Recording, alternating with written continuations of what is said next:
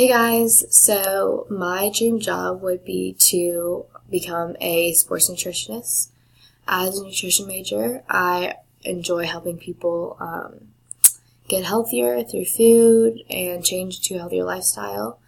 And I would love to work with athletes because, one, I think that they would listen better to the information I give them and when I tell them to change because they are already great and usually they have the motivation to become better.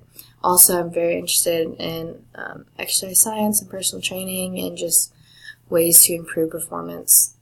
And then this class will help because I think a big thing in the real world is working with people in different concentrations, and I think that that's what we get to do in this class with projects and things like that.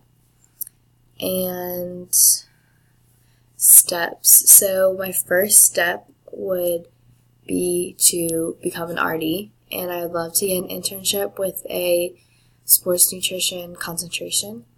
But my second step would be to work with athletes of some kind, either in a gym or at a college level, and then eventually make my way up to a professional level. Thanks.